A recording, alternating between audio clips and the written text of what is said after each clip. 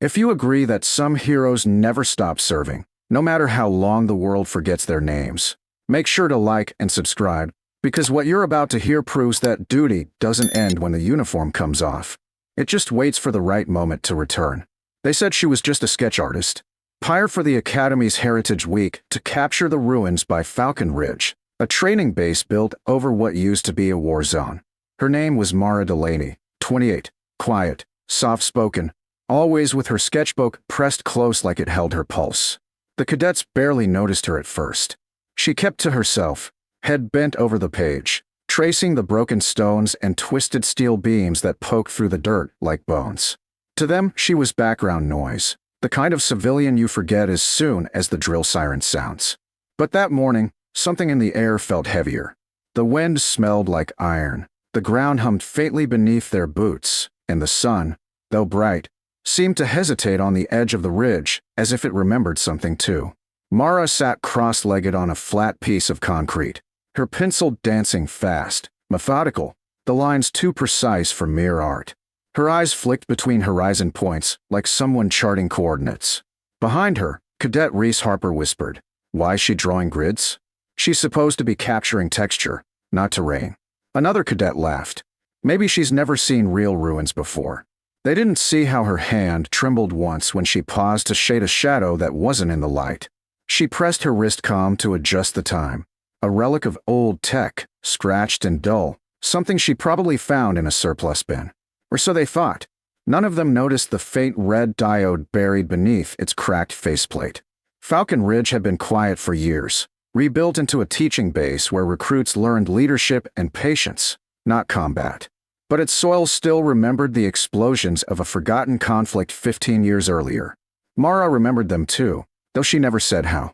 She'd been 8 when her father vanished in that same blast, one of 12 names never recovered, all marked missing, presumed dead. She grew up with silence for answers and folded flags for comfort. Now, here she was, sketching the place where the mountain had once split open, as if art could make sense of ghosts. "Ms. Delaney," Captain Miles called from the ridge line, clipboard in hand. "We'll be wrapping soon. Storm's rolling in." She nodded without looking up. Her pencil didn't stop moving. The clouds gathered low, and the air crackled with static. Reese Harper nudged his friend. "She's not even flinching. Look at her. Storm bearing down, and she's still drawing like she's wired to it." He tried a joke. "Maybe she thinks she's on some secret mission." They laughed softly, until the wind carried a sound none of them recognized, a deep, rhythmic pulse, like a buried heartbeat waking up. That's when it happened. The wrist comm blinked red. Once, twice, then steady. A sharp electronic chirp pierced the quiet. The pencil fell from Mara's hand, rolling into the dust. Her eyes widened, not in fear, but in disbelief. She pressed the comm against her wrist, and a distorted voice crackled through years of static. "Evac Point Bravo. All surviving units respond." The cadets froze. Harper frowned. "Evac what? What's that?" Mara's voice came out lower than they'd ever heard it. "Everyone, stay behind me." The tone wasn't teacher soft anymore. It was field sharp, command clear. The kind of voice that made people move before they even thought to question it. She stood, brushing dirt from her knees, scanning the ridge with a soldier's precision. "Get the vehicle started. Now." Captain Miles jogged over, confused. "What's going on? Is that some kind of art gimmick?" Mara didn't answer. Her hand hovered over the comm. The light pulsed faster. She turned her wrist and pulled at the old casing until it snapped open, revealing a small, flickering insignia beneath the cracked glass. SOG-9. Miles' mouth went dry. "That unit, that's not possible. They were blacklisted. Disbanded after." He didn't finish. The ground shook. Not a tremor from weather, but from deep below, metal grinding against earth. Mara's eyes darted to the ruins. "Everyone, back to the ridge," she barked. The cadets obeyed before their minds caught up with their legs. Dust rippled from the ground like breath. Reese Harper looked back once and saw her kneeling at the crater's edge, pressing her fingers into the soil, whispering something he couldn't hear. Then, in one swift motion, she reached into the rubble and pulled free a small, dirt-streaked drive.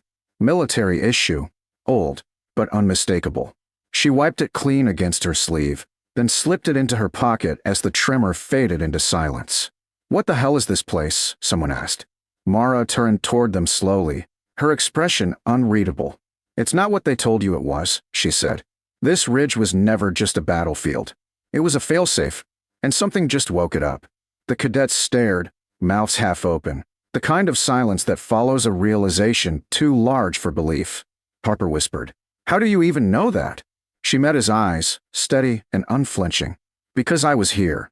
Rain began to fall, thin at first, then heavier, masking the tremor of her voice when she added quietly, "And because this comm only activates when a survivor is detected." The words hit harder than the thunder. Survivor. The cadets looked around, half expecting someone to emerge from the fog. But Mara wasn't looking for anyone. She was looking toward the north face of the ridge, where a patch of soil darker than the rest steamed faintly in the cold air. She stepped closer, her comm still pulsing red, and for a moment the wind carried a faint metallic whine, like gears turning after too many years of silence. Captain Miles radioed command, his voice shaky. "Control, we've got an anomaly at Grid Sierra 5. Requesting confirmation on active SOG signals." Static answered. The comms were dead. All except hers. Mara crouched, pressing her palm flat against the earth. Her lips moved without sound, a name maybe, or a memory. When she stood again, her face had changed. Gone was the quiet instructor. In her place stood someone forged by years no one had asked her about. "Evac Point Bravo," she murmured, eyes distant. "That was the last thing I heard before the ridge fell." Harper swallowed hard. "What does it mean?" "It means," she said, turning toward them, "we're standing on what they never buried." For a long moment, the only sound was the rain. Then, slowly, she picked up her sketchbook from the dirt. The graphite lines on the page had changed, no longer a landscape, but a map. Coordinates marked, routes drawn, symbols coded in a language none of them recognized. She tore the page out carefully, folded it twice, and tucked it into her jacket. Then she looked up at the cadets huddled together in shock and disbelief. "Get used to uncertainty," she said softly. "It's the first rule they forget to teach you." And as lightning cracked over Falcon Ridge, her wrist comm flashed once more. Bright, urgent, alive. And somewhere deep below, the earth seemed to whisper back. Part 1 ends there, with the wind carrying a voice none of them could trace. A signal from ghosts, answering after 15 years of silence. The storm hit harder than expected, rain slashing sideways across the ridge, as if the sky itself wanted to erase what had just been uncovered. The cadets stumbled for cover, boots sliding in the mud, shouting over the wind, but Mara Delaney didn't move. She stood by the crater, soaked to the bone, her eyes fixed on the blinking red light pulsing against her wrist. It was steady now, rhythmic, as if answering her heartbeat. Captain Miles approached, water dripping from his cap, shouting, "Ms. Delaney, we need to evacuate, now." She didn't look at him. "This signal doesn't call for evacuation," she said quietly. "It's a recall." The captain froze. "A recall for what?" Mara turned toward him, the rain streaking down her face like tears she refused to let fall. For whoever's still listening. Behind them, the cadets watched as she knelt in the mud, tapping commands into the cracked comm faceplate. The device flickered, static bursting across its display, then stabilized. A faint holographic map shimmered in midair, showing the base perimeter, red zones marking inactive security fields. But at the bottom of the ridge, glowing faintly blue, was a pulsing dot labeled Bravo. Harper stepped closer, whispering, "That's the old Evac zone. They said it was sealed after the blast." Mara's gaze hardened. "They said a lot of things." Lightning cracked, so close the ground vibrated. The smell of ozone and soil filled the air. She motioned for them to follow. "If that signal's active, something or someone just reconnected the field. I need eyes on it." "You need a medic," Miles countered, but she was already moving, strides fast and sure, like a soldier tracing steps she'd memorized in another life. The cadets followed hesitantly, clutching their gear, rain hammering their helmets as they descended into the hollow. The ruins loomed darker here, massive slabs of concrete half buried under years of erosion. Between them, an old hatch glinted under the stormlight. Rusted, scarred, but unmistakably military. Mara wiped the grime away from the faded inscription, "Falcon Ridge S, 9 OPS access." Her fingers brushed the keypad beside it, long since dead. Then, without a word, She unclasped her wrist comm and pressed it against the panel. Sparks jumped. The keypad flickered to life for the first time in 15 years. A low tone sounded, followed by a mechanical hiss as the door's locks disengaged. Harper stumbled back. How did you do that? Mara didn't answer. She pushed the hatch open, the air inside rushing out cold and stale, smelling of dust, oil, and old smoke. Stay behind me, she ordered again, voice clipped. The hallway beyond was narrow and dark, the only light coming from the faint glow of her comm as she held it up. Every step echoed, mingling with the steady drip of water from the ceiling. The walls were lined with peeling tactical maps, and faded mission tags still clung to clipboards left untouched. This was an ops station, Miles murmured. SOG-9 command. He turned toward Mara, realization dawning. You weren't just some contractor, were you? Her silence answered him before her words did. No, I was part of the cleanup unit. The last one out before the collapse. We thought everyone else was gone. They reached a sealed room at the end of the corridor, its door half caved in. Mara pried it open with a metal rod from the wall. Inside, emergency lights flickered weakly over a small operations hub. Computer terminals blanketed in dust, old supply crates, and at the center, a circular console, its screen blinking the same red hue as her comm. This is impossible, Miles whispered. Power shouldn't still be running. It's running because someone turned it back on, Mara said. She stepped forward, wiping dust from the monitor, and the screen lit up in response. Text scrolled rapidly. Automated signal response. Unit Delaney, status unknown. Retrieval initiated. Her chest tightened. Unit Delaney, Harper repeated. That's you. Mara's voice was barely audible. No, that was my father. The room fell silent except for the storm outside. She stared at the console as another message appeared.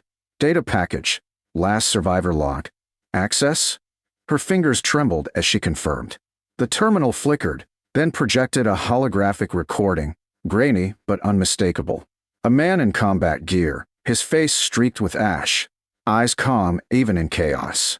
If you're seeing this, he said, voice crackling, then the containment failed. They'll bury this place. Call it an accident. But if she's alive, Mara, don't come back here. Let the past stay buried. Her breath caught in her throat. The cadets looked away, realizing they were intruding on something sacred. The hologram continued, his words slower now, weaker. If they ever send a signal again, it means someone's trying to restart the project. Destroy the drives. Don't let them finish what we stopped. The message ended. Silence took the room again, heavy and suffocating. Mara exhaled shakily, turning to the console. The same drive she'd recovered from the ruins pulsed faintly in her pocket. She drew it out and inserted it into the slot. The system whirred to life, decrypting data at an impossible speed. Files appeared, blueprints, deployment maps, energy readouts, all linked to a classified project labeled Oracle Protocol. Harper frowned. What is this? It was a weapons AI, she said. Experimental. Self-learning. They tried to use it for predictive combat modeling. It didn't stop at modeling. The screens flared, the power humming louder. It started making decisions. Miles swore under his breath. So your father, he stopped it. Mara nodded. He and his team, they sealed it before it could transmit. She stared at the data. And now it's waking up again. Before anyone could speak, the terminal went dark. The red light on her comm blinked twice, then turned amber. A synthesized voice emerged from the shadows, smooth and cold. Operator recognized. Command transfer pending.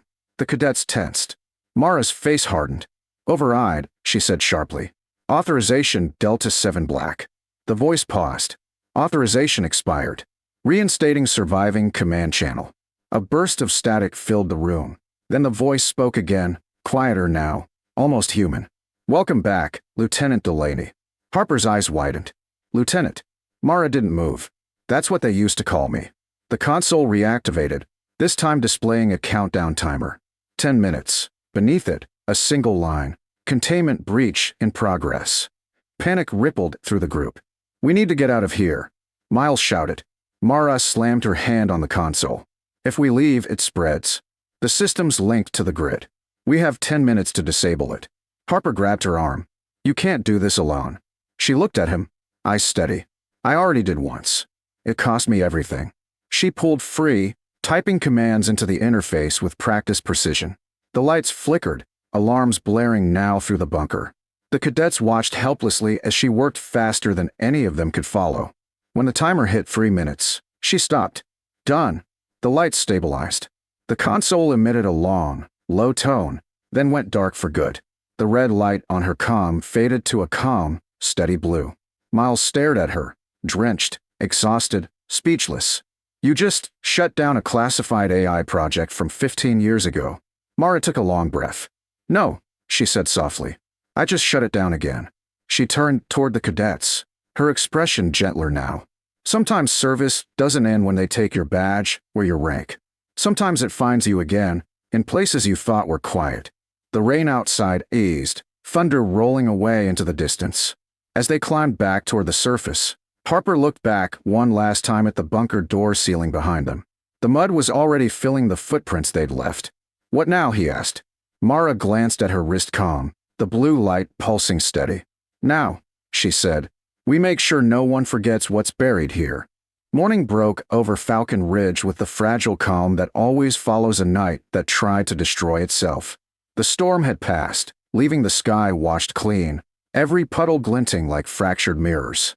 The cadets moved quietly across the training yard, none of them speaking above a whisper, as if the ground itself had earned the right to rest.